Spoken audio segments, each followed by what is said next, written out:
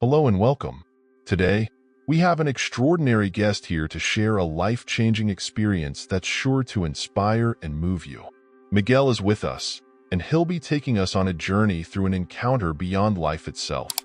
A near-death experience that transformed his understanding of love, purpose, and what lies beyond.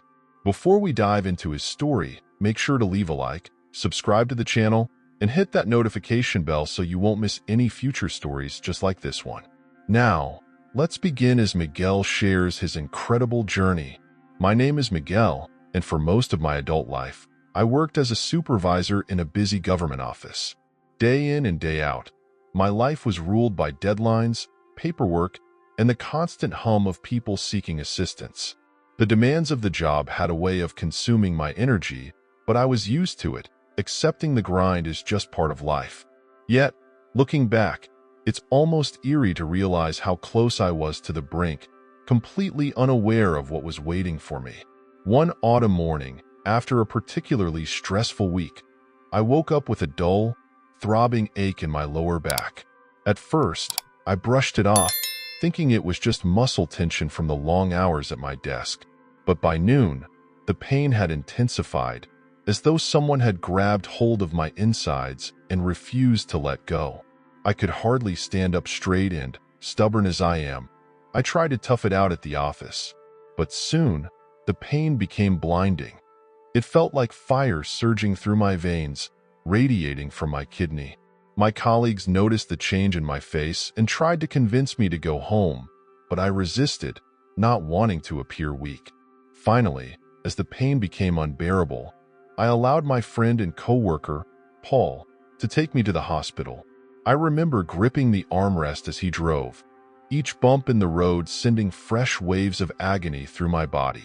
"Hang in there, man," Paul said. Looking over at me with a concerned expression, I could barely reply, focusing all my energy on holding it together.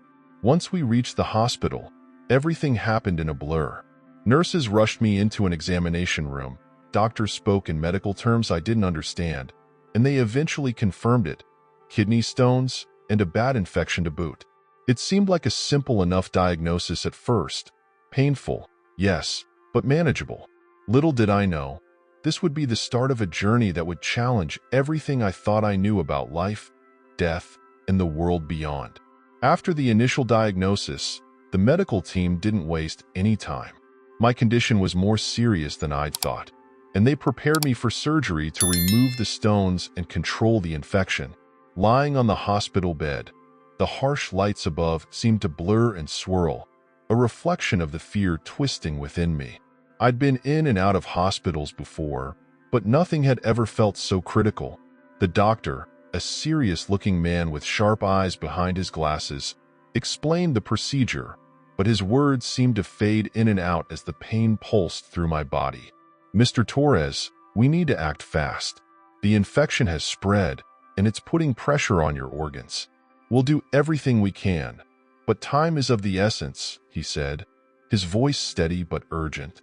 I forced myself to nod, though fear gripped me tightly. I could see the worry in his face, despite his professionalism.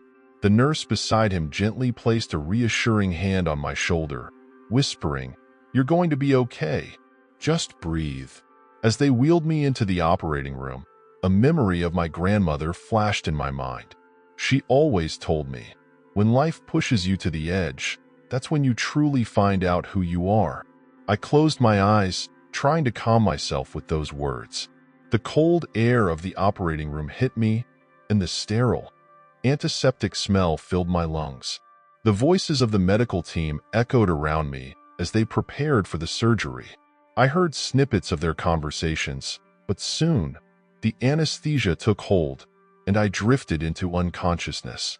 The surgery itself went according to plan, or so they thought. What no one realized was that the infection had spread deeper, seeping into places even the surgeons couldn't reach. Hours after I was moved to recovery, my condition worsened. The doctors were stumped. They'd done all they could, yet my body was slipping further into a critical state. Family members gathered in the waiting room, whispering in hushed tones, praying and hoping for a miracle. And then, Sometime in those dark hours, I slipped away completely. The last thing I remembered was a profound stillness settling over me, and then nothing. In that still, quiet moment, my world changed in a way I could never have anticipated. The darkness that had enveloped me was suddenly lifted, and I felt a strange, detached awareness. I could see my own body lying motionless on the hospital bed, wires and tubes connected to me, the machines flashing in rhythmic beeps. The faces of doctors and nurses hovered above me, their expressions grim and focused. My family stood outside, eyes swollen and red, praying silently, hands clasped together. And yet, I was not distressed. In fact, a sense of peace, profound and all-encompassing, washed over me, easing every tension I had ever carried. I realized then that I wasn't in my body anymore. My spirit, my essence, had separated, and I was somehow observing everything from a place beyond myself.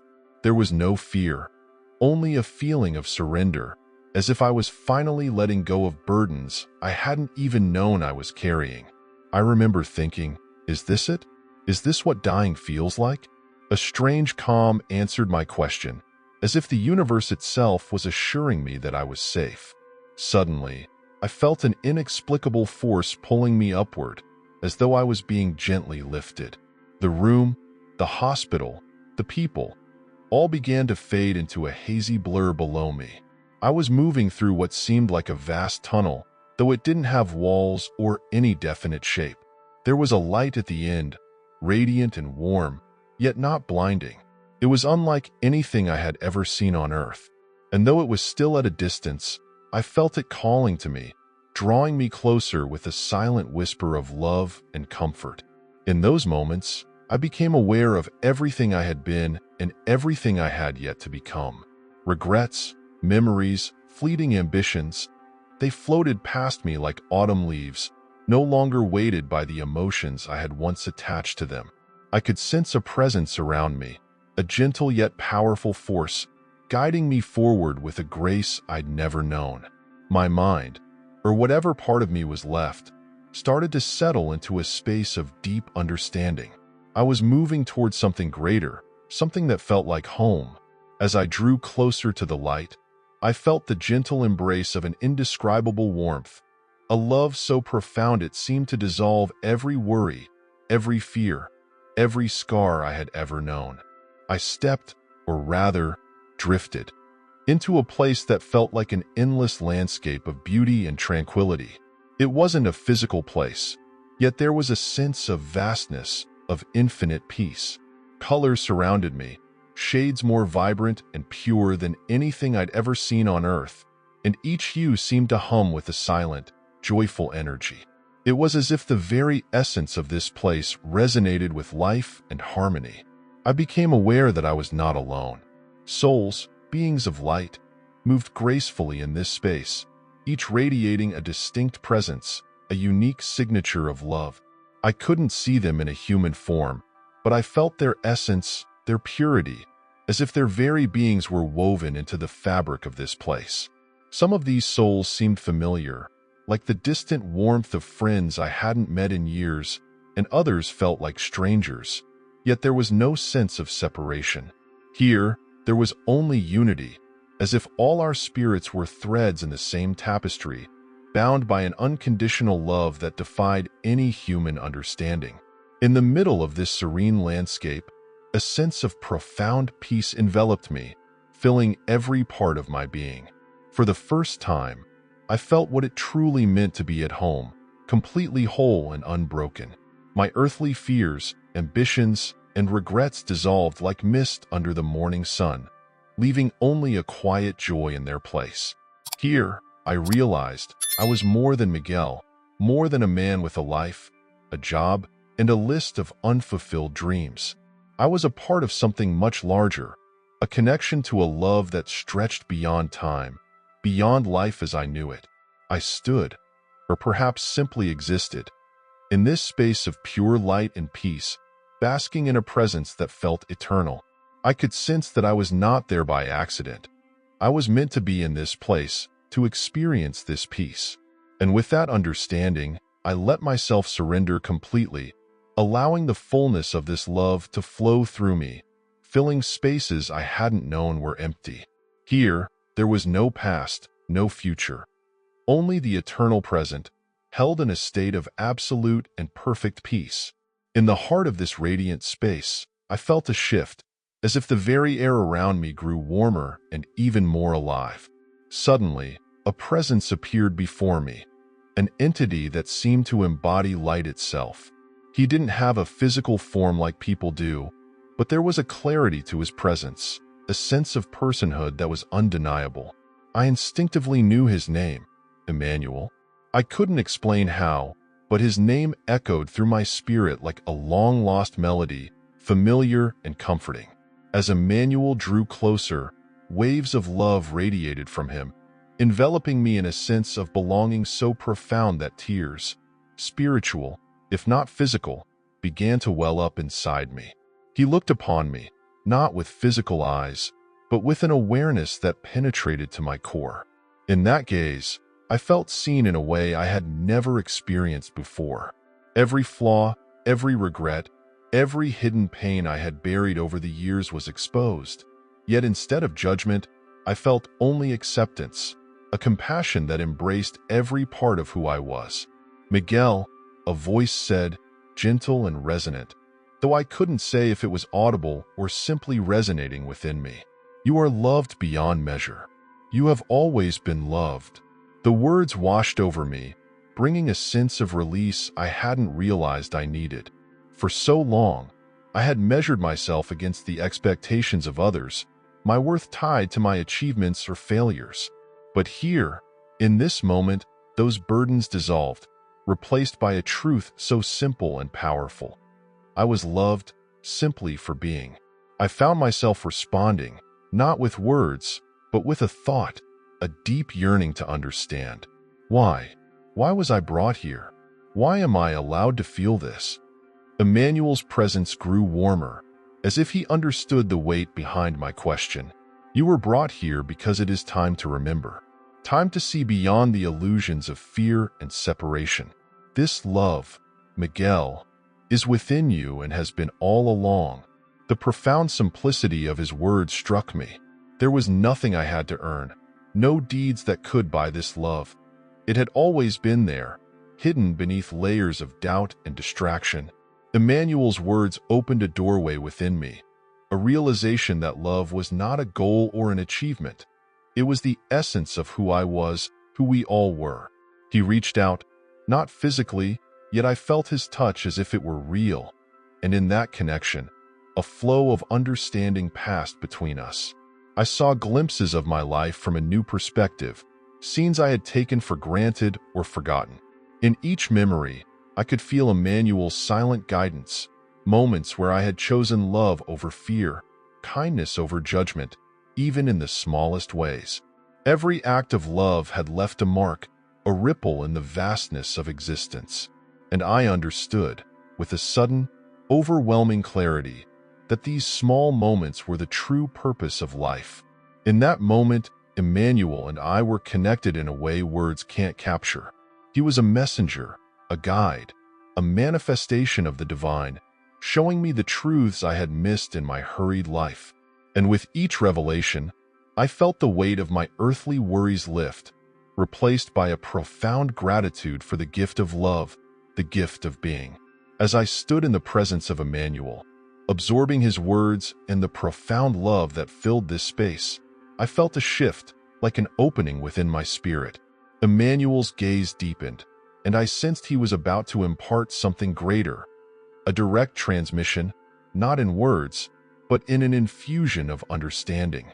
In an instant, knowledge seemed to flow into me, bypassing the usual paths of thought, arriving instead as pure, undeniable truths that I simply knew. The first realization was about love. I had always understood love as something expressed in actions or words, limited to the bonds we form with those close to us.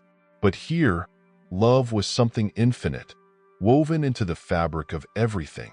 Emmanuel showed me that love was not only the essence of my being, but the essence of all creation. Every soul, every life form, every atom was interconnected through this love, an unbreakable unity that endured beyond time and space. It was as if I could feel the heartbeat of the universe, each pulse echoing this boundless love, each life a unique reflection of the divine. Then came another revelation, one that touched on the nature of existence itself. Emmanuel shared with me that life on earth was not a series of random events or trials meant to punish or reward us.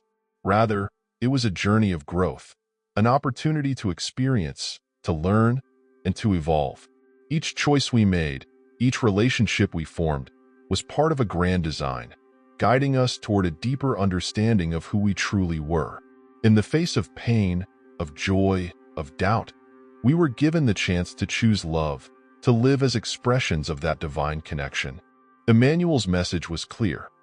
The decisions we made in life mattered, not because of their impact on the physical world, but because of their impact on the soul. The final transmission was about eternity. I had always thought of time as something linear, a constant flow from one moment to the next. But here, with Emmanuel, I felt the truth of eternity as a state of being. There was no past or future, only the eternal present, and every soul was part of this timeless now.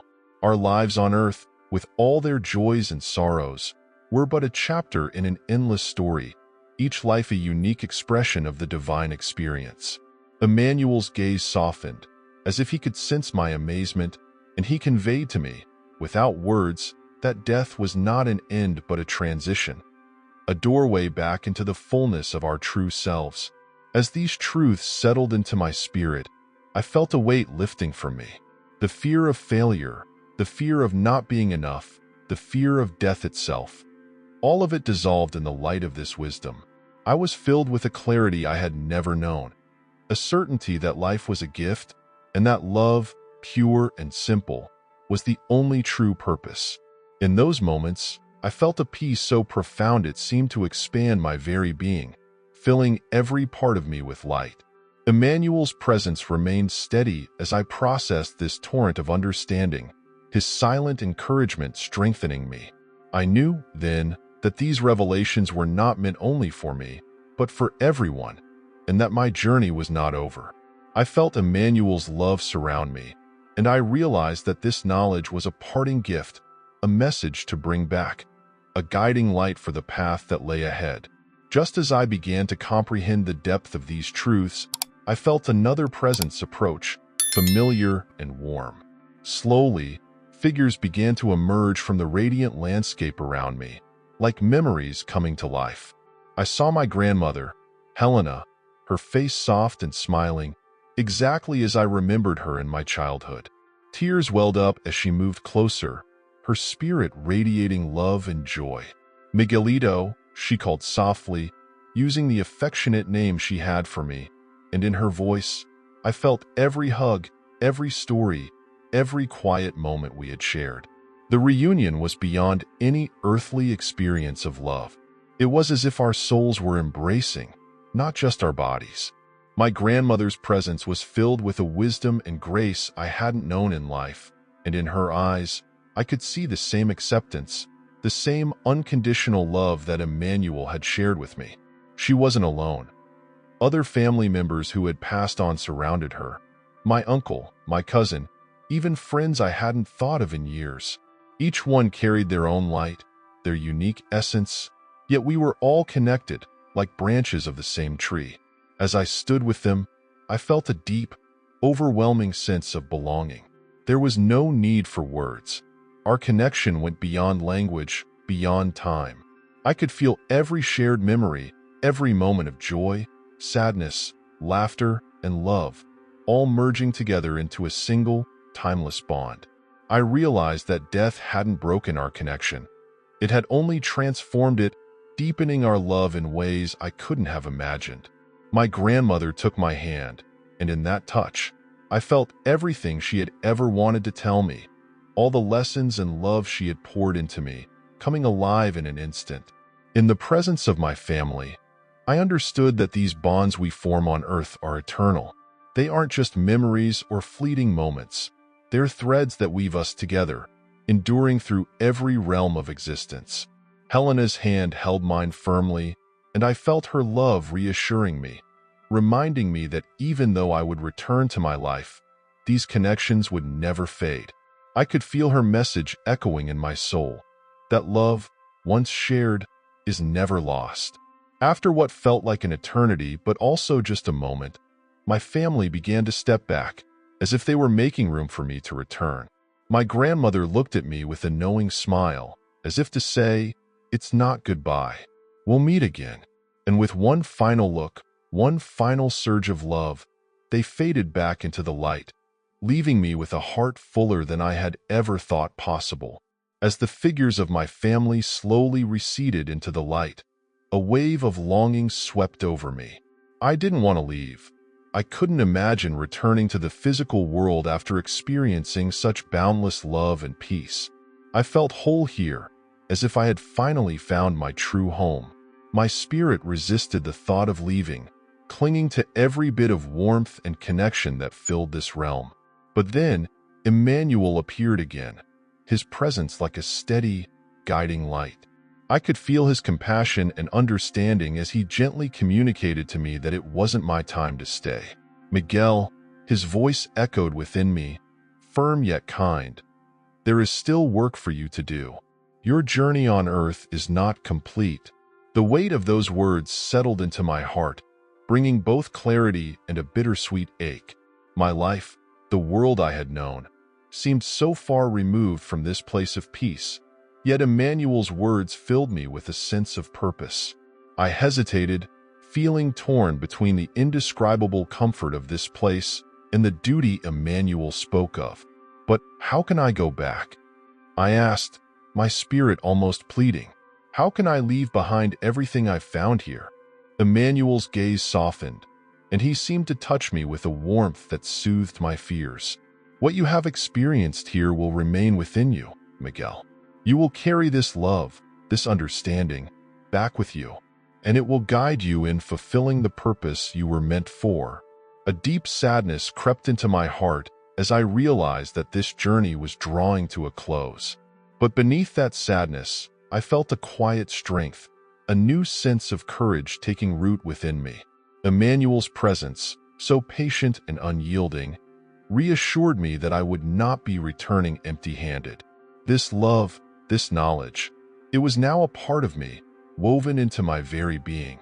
And perhaps that was the purpose: to return and share what I had seen, to live in a way that reflected the truths I had been shown.